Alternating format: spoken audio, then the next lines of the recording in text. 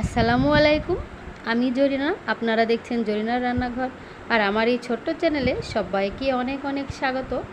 তো আজকেও আপনাদের মাঝে চলে এসেছি আর একটা রেসিপি নিয়ে। তো রেসিপিটি দেখতে হলে শুরু থেকে শেষ পর্যন্ত আমার সঙ্গে থাকুন। প্রথমে আমি নিয়ে নিয়েছি একটি বাটি, আর একটি কাচের বাটির এক বাটিরও কম নিয়ে নিয়েছি আতপ চালের ময়দা। আর ওই বাটিরই একই পরিমাণ নিয়ে নিয়েছি রুল ময়দা।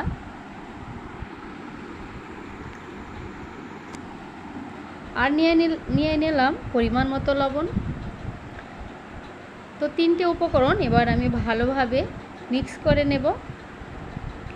আর এখন আমি অল্প অল্প জল দিয়ে একটি ব্যাটার তৈরি করে নেব।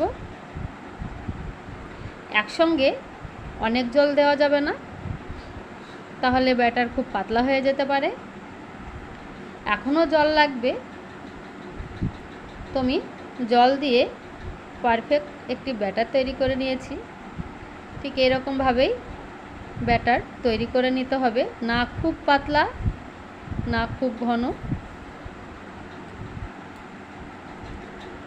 তো এখন আমি দিয়ে দিচ্ছি ক্যাপসিকাম কুচি। এখানে 2 চামচ ক্যাপসিকাম কুচি ছিল, আর দিয়ে দিলাম 2 চামচ গাজর কুচি।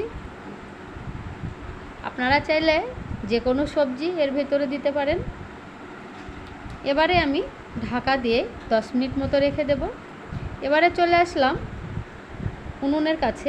তো আগে থেকে আমি কড়াই বসিয়ে দিয়েছিলাম, আর কড়াইয়ে দিয়ে দিলাম সর্ষের তেল। এখন দিয়ে দিলাম আদা কুচি আর জিরে, মৌরি, হলুদ গুঁড়ো,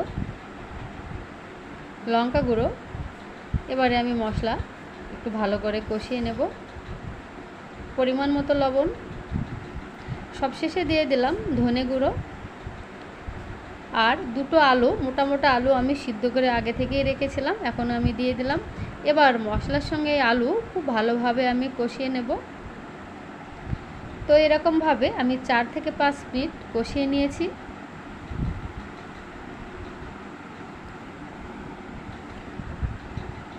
তো 4 থেকে 5 মিনিট আমি কষিয়ে নিলাম। এবারে একটি পাত্রে আমি নামিয়ে নিয়েছি। এবারে চলে আসলাম ব্যাটারের কাছে 10 মিনিট পরে। এখন আমি ব্যাটার কড়াইয়ে দিয়ে দিয়েছি। তো ওটা আমার এডিটের কারণে দেখানো হয়নি। এখন আমি দিয়ে দিচ্ছি আলুর পুর।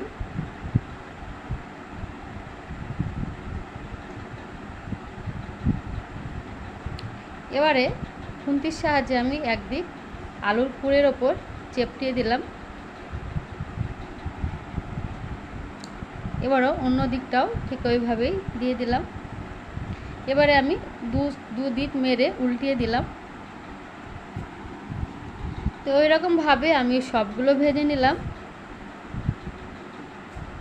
তো সবগুলি আমার বানানো হয়ে গেছে। রেসিপিটা ভালো লাগলে অবশ্যই কমেন্ট করে জানাবেন।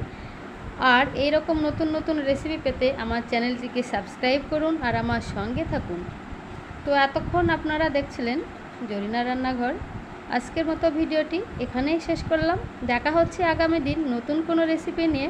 ততক্ষণে ভালো থাকবেন, সুস্থ থাকবেন। আল্লাহ হাফেজ।